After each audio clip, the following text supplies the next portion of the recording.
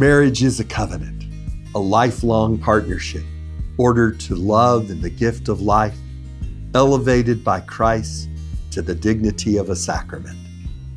This week, our Catechism Moment, we begin to talk about the sacraments of service, holy orders, and matrimony. This week, we are looking at the sacrament of matrimony, specifically God's plan for marriage, paragraphs 1601 to 1620 of the Catechism.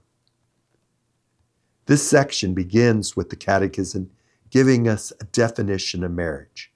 The Catechism says, "The matrimonial covenant by which a man and a woman establish between themselves a partnership for the whole of life."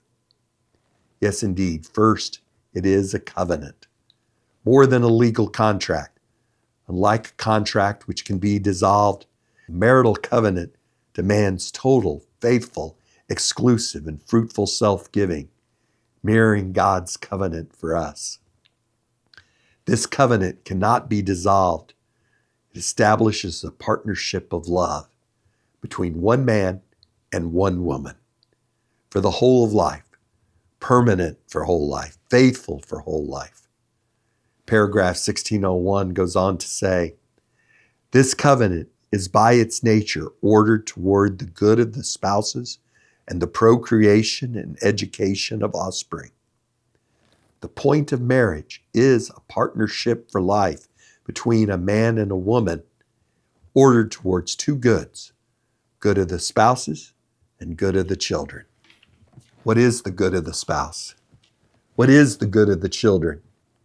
It's love. Love is wanting what is good, wanting what is best for the other. The mystery of the marriage covenant is that it is an image of the Trinity, image of God Himself. God, who is love, creates us out of love and calls us to love. Love is the heart of the whole thing.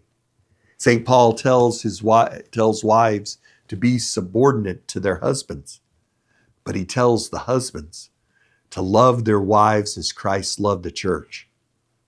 How did Christ love the church? He died for it. It is this type of sacrificial love that we are called to.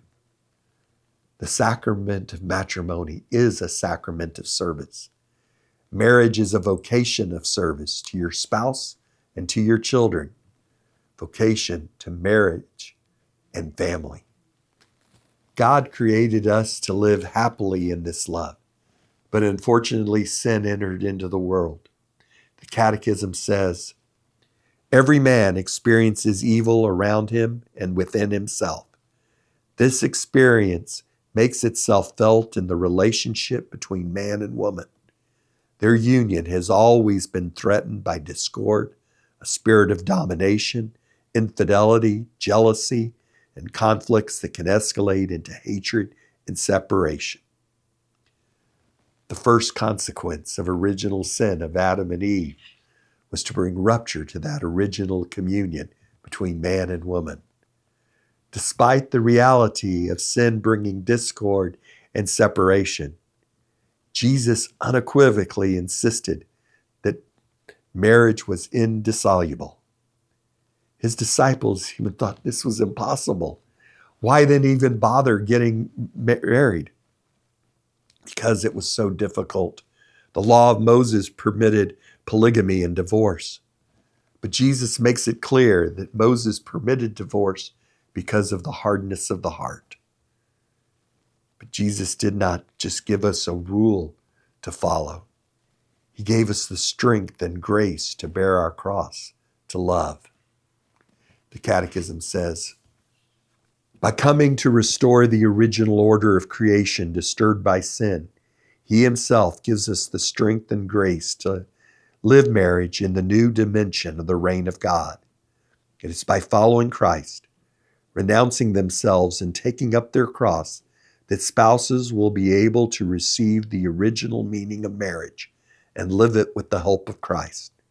This grace of Christian marriage is a fruit of Christ's cross, the source of all Christian life. This is the grace of the sacrament of matrimony. No matter what our situation is, no matter what our cross is that we have to carry, Christ gives us the grace to take that hard step to follow him, to renounce ourselves, to take up our cross. Through the sacrament of marriage, we obtain this grace of sacrificial love for the good of our spouse and for our children, wanting what's best for them, even if it means a sacrifice of ourselves.